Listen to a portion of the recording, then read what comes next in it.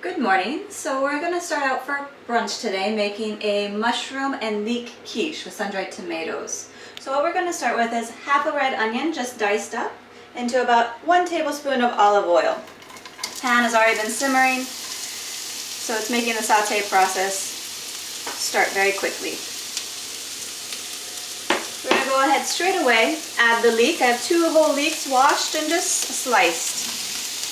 This time of year, leek is very prevalent in the markets here in Barcelona, so we'll use our season's best produce. We'll go ahead, we'll start sauteing that. And we're using a big enough pan that everything has room. Beautiful colors. We'll go ahead and add mushrooms. I have a mixed variety of mushrooms, both button mushrooms, a little baby portobello, as well as shiitake, which are amazing, very earthy.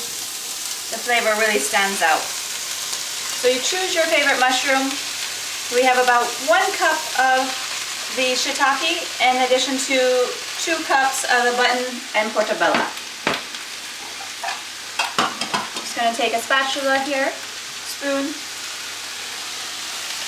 Allow this all to cook up. So we want this all to wilt, brown a little bit, which will take about 5 or 6 minutes because we have quite a bit of ingredients in our pot.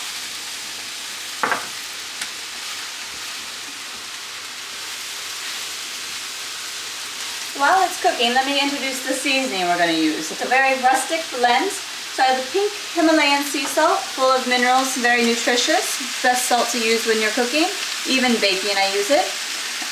We'll add black pepper, rosemary, some ground sage, and oregano. We're going to duplicate this into the egg mixture, but we want to season our vegetables right away.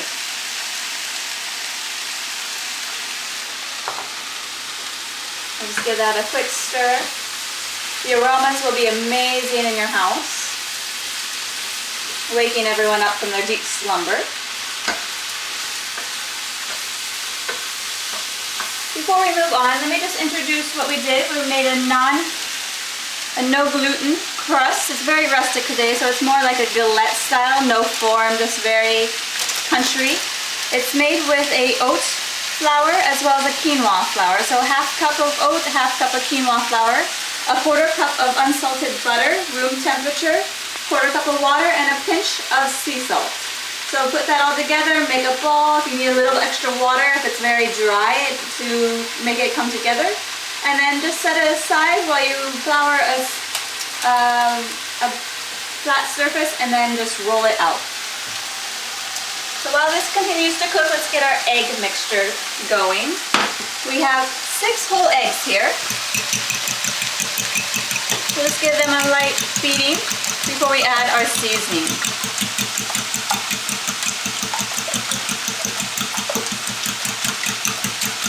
Into our egg mixture, we're going to duplicate the flavors just in bigger proportions. So we want this to be very vibrant, very delicious.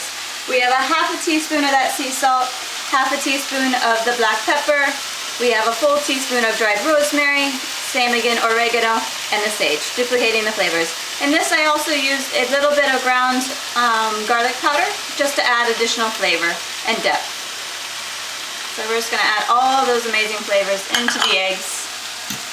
Continue to beat that.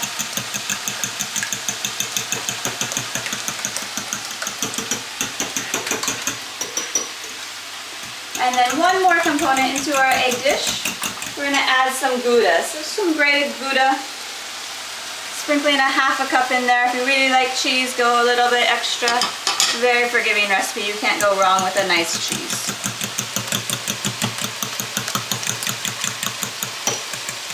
So that's ready, and we can just set that aside. We're going to come back to our mushrooms and just making sure nothing sticks to the bottom and everything's cooking evenly through.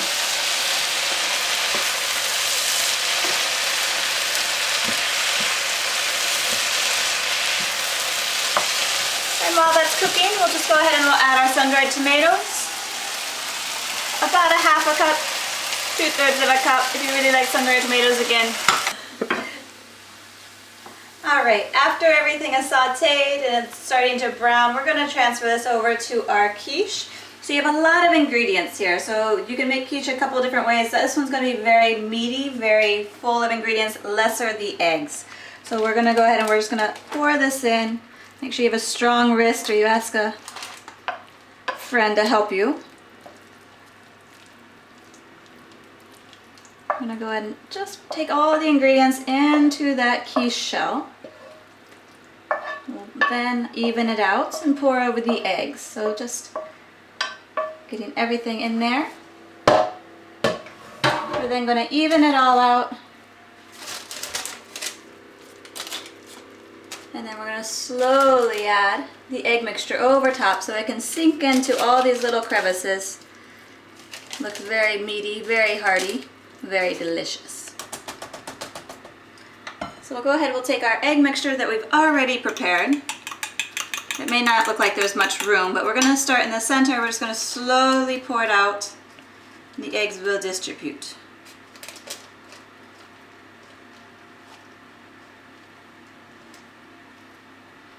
Just letting everything settle in.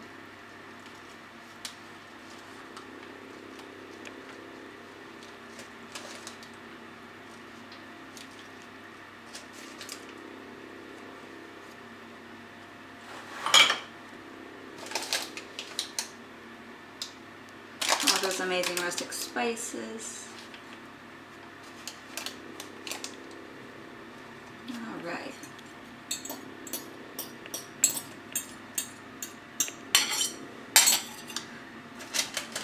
Setting that off to the side, just making sure the cheese is evenly distributed. If you want more cheese, you can sprinkle it over top, but as you can see, the cheese will just lay on top of the mixture rather than soaking through the cracks, so it looks beautiful. From here, we're just going to go ahead and transfer it over. So I have a silicone spring form, but it has a glass bottom, so making it very easy to transfer. We're going to transfer it into the oven here. Oven set to about 200 degrees Celsius. We're going to slide that in here. About 395, 390 degrees Fahrenheit. We're going to sneak that in. We're going to allow that to bake for about 20-25 minutes until the top is nicely browned and the eggs have settled through. So we'll come back to that.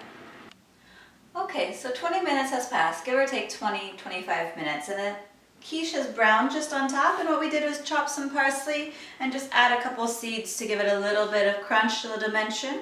And we just took the spring out of the silicone pan and it just slid it onto a beautiful cutting board. Present it this way and then enjoy. So from my kitchen unto yours, bon appetit.